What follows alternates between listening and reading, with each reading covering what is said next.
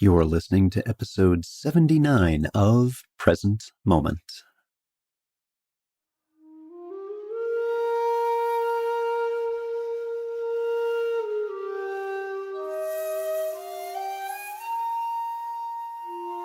Welcome to Present Moment, Mindfulness, Practice, and Science. I'm Ted Meissner. Present Moment is a podcast with interviews, conversations, and roundtable discussions. We speak with mindfulness teachers about their newest findings published in peer-reviewed science journals, teachers about their understanding and methods as they work with students of mindfulness, authors about their books and interests, and we also speak with everyday practitioners. The website presentmomentmindfulness.com has show notes for each episode along with resource materials. Sara Harvey Yao joins us to speak about her book, Drop In, Lead with Deeper Presence and Courage.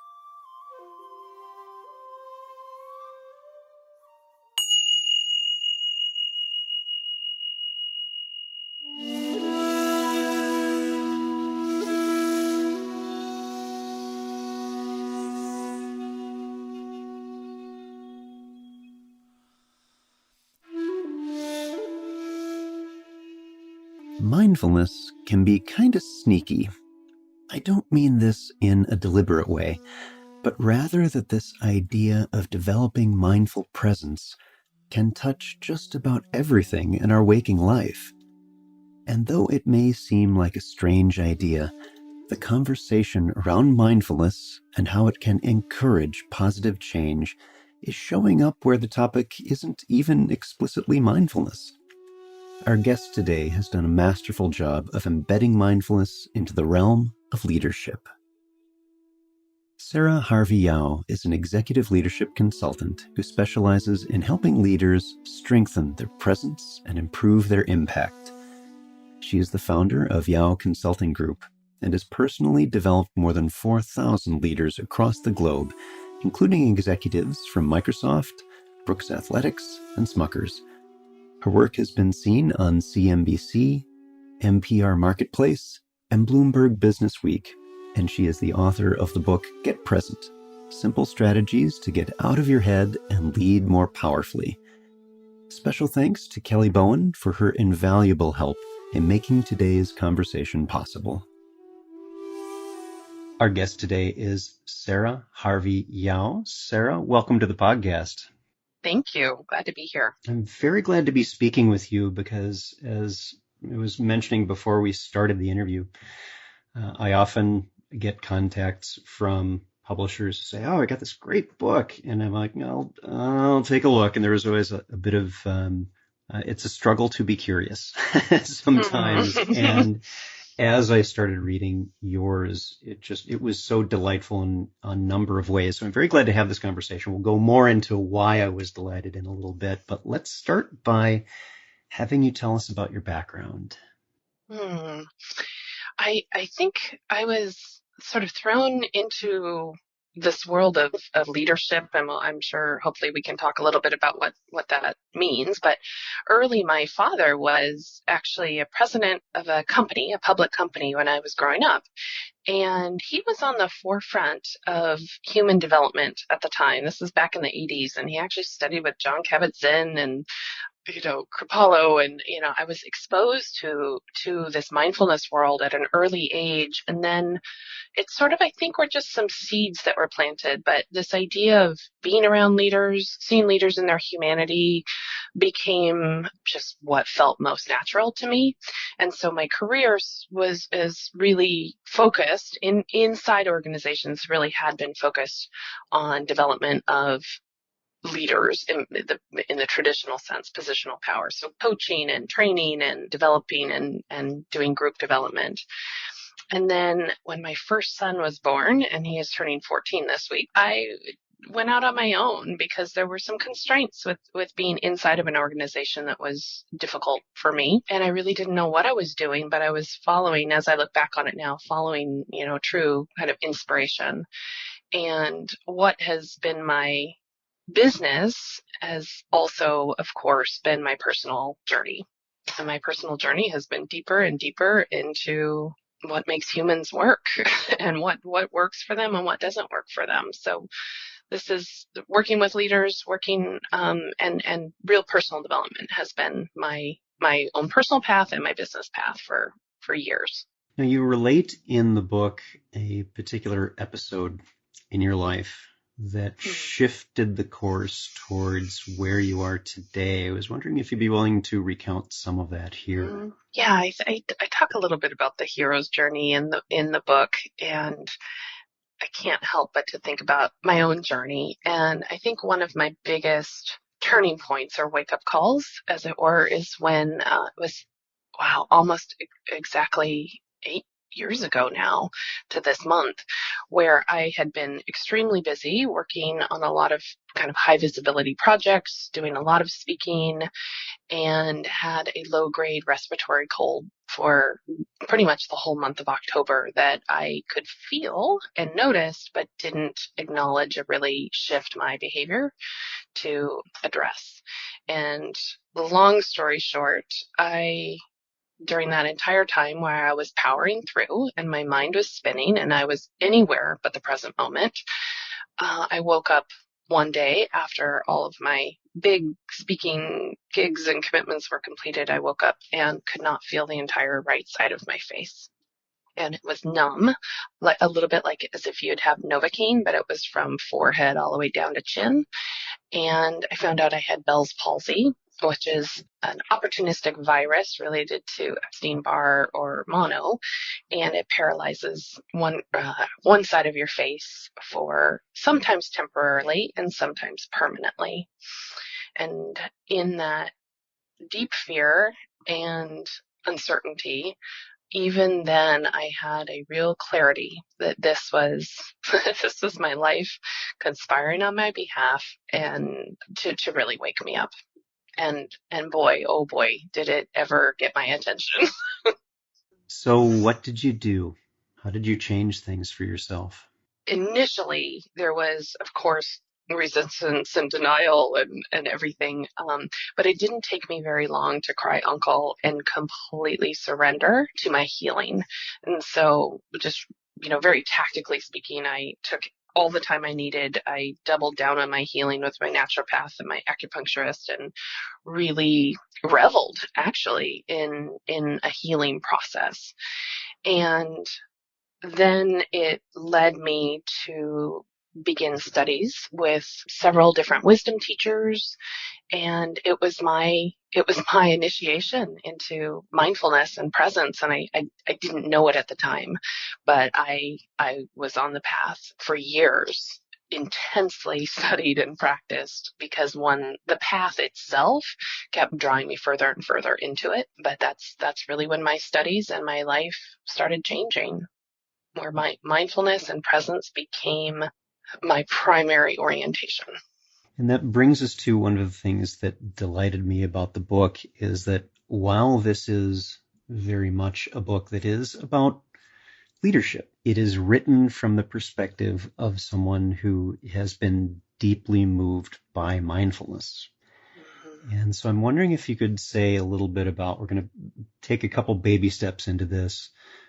What prompted you to write this particular book? And then we'll go into what we mean by leadership. Oh, well, I wrote my first book called Get Present, Simple Strategies to Get Out of Your Head and Lead More Powerfully. I wrote that about a little over 3 years ago. And when I wrote that book, I had been learning about presence and mindfulness and had just enough knowledge to write what I call the appetizer. The appetizer book. But as I look back on it, even then when I was writing that book at present, I was still writing from an orientation of what do you get from mindfulness? Or what do you get from being present? So there was almost still an external orientation and an acquisition energy in my own writing and in my own path. And that's just where I was at the time. But as I wrote that book and was out speaking and working and consulting, I became ever increasingly more irritated. Not a proper mindfulness response, but um, agitated. I was agitated because people would come to me so proud of how present they were, and they would come to me and say, "Look, Sarah, I was so present. I really think my boss noticed." Or, "Wow, yeah, I now I have so much energy. I can get so many more reports done." Or, something. And I had to sit with this agitation for almost a year and just be very curious about what is this?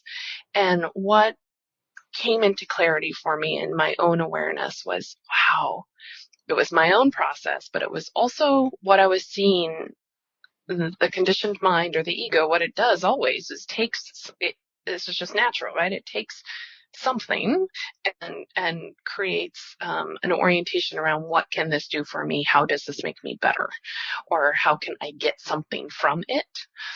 And I found that was the crux of the energy, that was still rooted in doing. It was still rooted in an external orientation, rather than truly people understanding that presence is simply a way of being.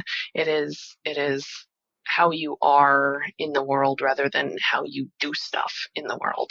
Although, of course, we know it manifests itself or expresses itself externally. But that tension was the real reason I wrote this book. So let's take another step into leadership itself and what that means. Ah, thank you for asking those questions. And I think we're all very conditioned to think leadership, or reference leadership, as positional power, especially in the corporate world where most of my work is done. We think about leaders as being the presidents or vice presidents or managers. But what I feel really, really passionate about is leadership in my definition. And I will credit where I got this, Maria Gonzalez, who is the author of Mindful Leadership. And I have adopted it myself. But this idea that leadership is, or being a leader, is anyone that has the ability to influence somebody else. So simply anybody who might be impacting or influencing other people. And when we think about leadership, at least when I do, when I think about leadership in that capacity, this really brings it down to just about everybody, every parent in the world, every person in the grocery store, any part of any system, any person that's a part of any system, as it can be a leader. So tell us a little bit about being in the present moment. How does that help executives, those who are in those leadership roles, and hopefully embodying leadership qualities? How does that help them in that role? Oh, there's so many places we could start. I think the benefits that many of my clients and people that work with mindfulness might feel in leadership roles is kind of a sense of relief in terms of the pressure and their experience of time. And so it's almost counter logical, but they often will first feel a little bit more spacious. So, and therefore less reactive, where they create just a little bit of space in between this, the stimulus and the reaction, or actively work with their calendars to create a sense of spaciousness. So when they actually do sit down and there is some stillness, as you probably fully know, there is just a general first sense of, wow, there is a little bit more space, a little bit more room to breathe, a little more space to navigate, as opposed to feeling so constricted and strained.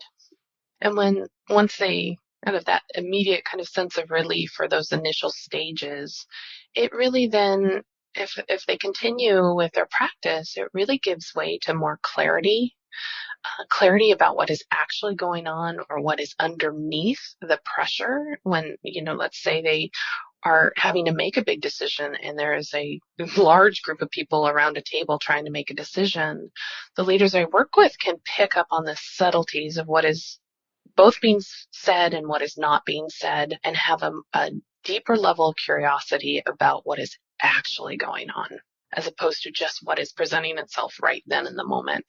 And in fact, that brings up something that is part and parcel with mindfulness practice, is this ability not to simply notice, but to listen deeply. And I'm wondering if you see any shifting in the executives with their perceptions, with their ability to listen, or perhaps their relationships to their staff. Yes. Deep listening is a huge part of chapter 5 in my book. I just feel so strongly. And if there's one skill that I focus really help my clients and people I work with really focus on, is the transformational power of deep listening with their head and a really connected heart and connected to body sensations and whatever other information may reveal itself in an intuitive or just knowing type of way. When a leader can be still and listen deeply, both to themselves and to others, it almost always shifts and transforms the outcome or the decision or the creative solution to whatever problem they're working on. So one of the exercises I offer my clients or groups I'm working with is to deeply listen to someone or something for just 5 straight minutes without interruption. And most people think that feels like a lifetime. But almost always, when I ask the room, okay, so people who just spoke, who were just deeply listened to, did you gain any insight to your issue, challenge, or problem? And many wisdom teachers talk about the transformational power of just being held and being listened to, and that the insight then can reveal itself to the person speaking or the person having the challenge. And so there's an efficiency that comes from precision and from presence and mindfulness. When we're really deeply listening, the problem almost starts resolving itself. Yeah, it's interesting that you bring up, we just this week in mindfulness course that I'm helping with, we just got to that particular exercise where it was about 5 minutes of one person speaks and the other just listens deeply. And how interesting it is for the people who are speaking to share what it's like to be listened to, just to be heard, and how very big that is for them. And often on the part of the listeners, how they notice the inclinations to jump in and try to fix, and how sometimes very hard it can be to just receive and listen enough so that you can reflect back afterwards about what you've heard, and not just with your ears, but body language and with your heart and how that went.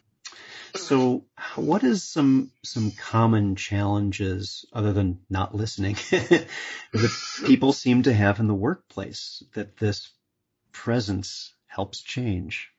I think one of the biggest challenges people come to me with is they say, I don't feel like I either have time or I feel like I can't, like, just they really deeply feel disempowered for their own personal experience of work and life. That they're really in a reactive mode or on the tail of a dog, just being whipped around by life. And that pains me so much. And I also feel so passionate about it, because when we really do rest into mindfulness and presence, it naturally evokes more choice. Like, people understand and see there are more choices when I pull off of autopilot and I stop just going through the motions. And boy, does that take courage in and of itself. But boy, when I do that, suddenly I have more choice in front of me.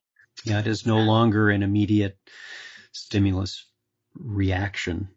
There's now that little bit of spaciousness to respond appropriately.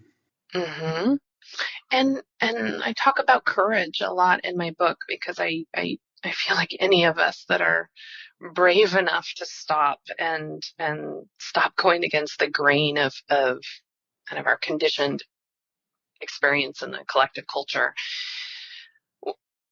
when we have enough clarity and we see that choice, then we really do need to muster up or maybe we don't even need to muster up. Maybe courage just reveals itself. But to make truly different choices that are external choices, right? Where I do say no to more craziness. I do say yes to more stillness, or really putting a stake in the ground for what I need to stay present and aware. So this idea that people will have choice, and then that translate into external, true external behaviors. I think that's incredibly magical to see shifts in people and what they do. One of the things I had noticed in my own upbringing in the corporate world is that there seems to be an attachment to this idea, this identity of being a busy person, to that label.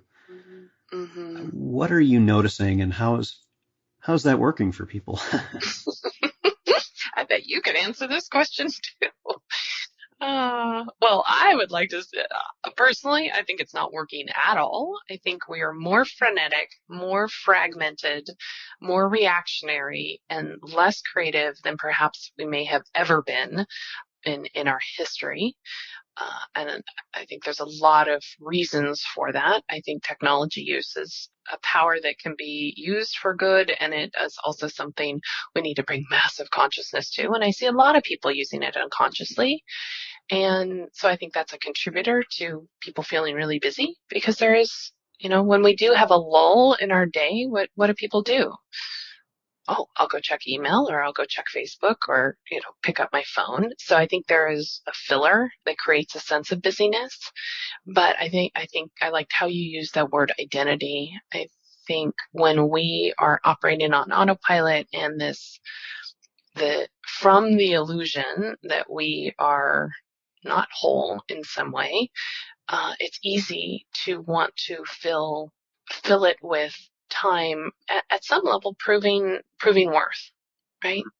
This idea of, if I'm busy, then I may look more important, I may look like I'm needed, I may look, even though we don't want it. There's obviously a deep unconsciousness to the busyness. And I think it's hard for people to let it go, or at least let some of it go, which is why I keep referring to courage. Yeah, I agree.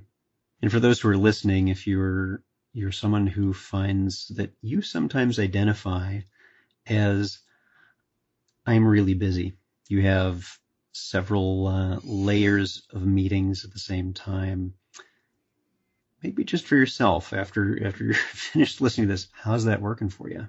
And see what comes up. What's that like? Mm-hmm. One example of this, that I worked with a client, and he was traveling a lot, and it was really impacting his family and his own sense of well-being.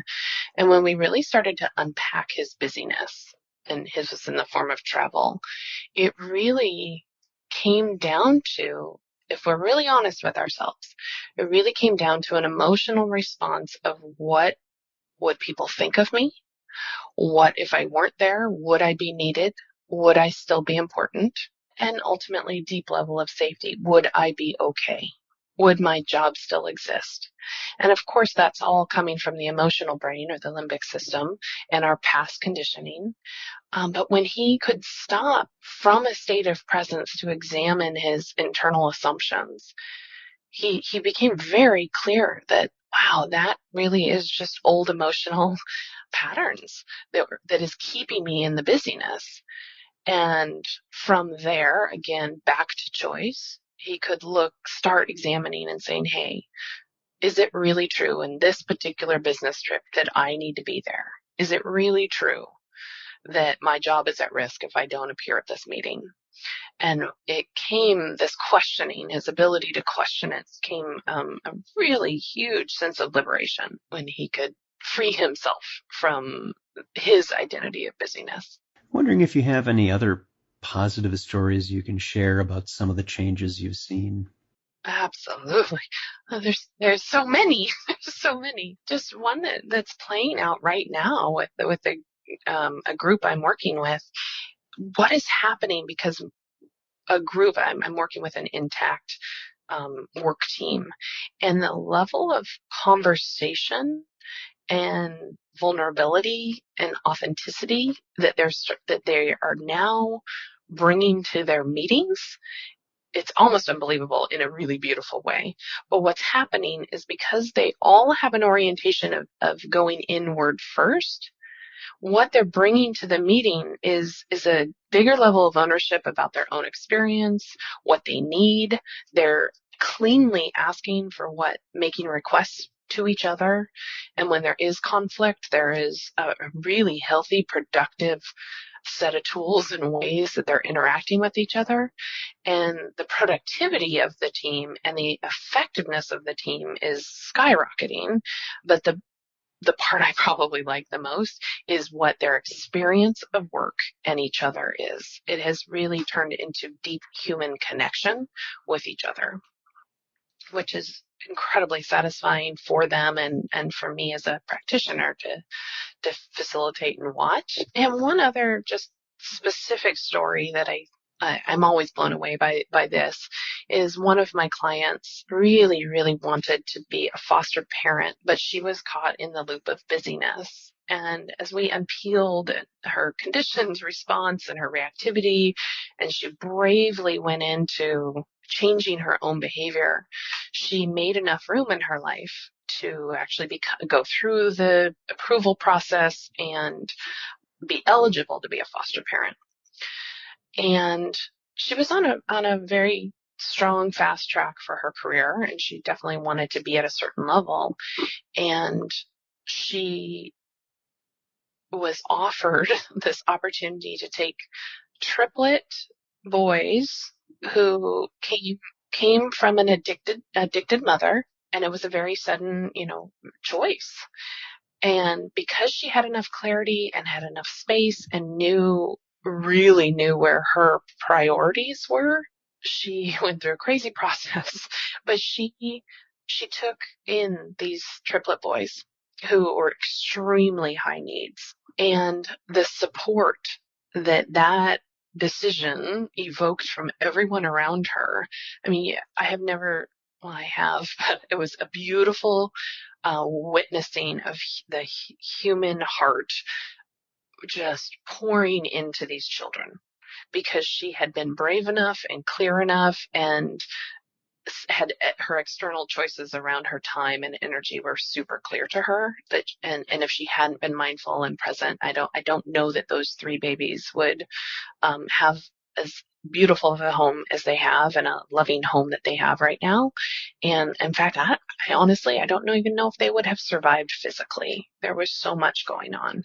So that's probably one of my more profound experiences, a very direct experience of direct lives changing as a result of this work, and everybody that those boys have touched, because everybody has come out of the woodwork to help that family. Yeah, and I think that's the key thing for this, as you were speaking about it, is this wonderful proliferation of the positive benefits of just this one person's getting in touch with just being present. It's simple but not easy. We know this takes work, effort. It's not something that is just a given. It's not a trick that you learn and you're good to go. It takes you to be there, and that can be very difficult sometimes. But how this is touching probably her coworkers, certainly her family, now grown, and all of the lives they in turn touch. So it was wonderful. Thank you so much for sharing that story. The compassion, the natural compassion, which of course we know is our natural state, has been evoked in so many. I'm going to talk for a few minutes about one other thing, shifting a bit from the book, is I'd like you to tell us a little bit about your Whole Leader podcast. Thank you for asking about that. It is, my Whole Leader podcast is in many ways a conversation just like this, where I love to talk to people who are supporting whole person development. I know we talk about leadership, but it really is just human development.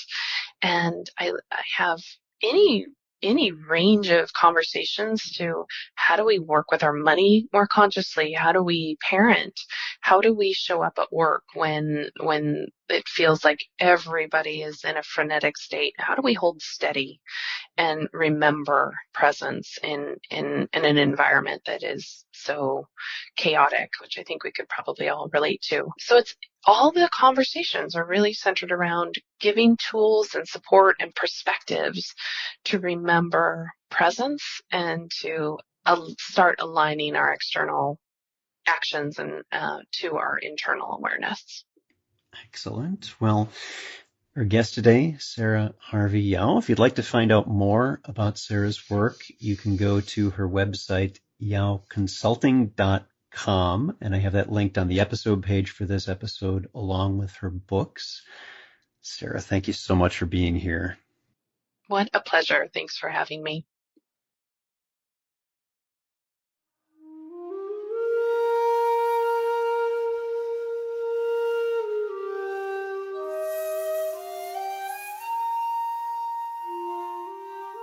Thanks for listening. If you'd like to learn more about something you've heard in today's podcast, please come visit the website at presentmomentmindfulness.com. You'll find an entire webpage devoted to this and every episode.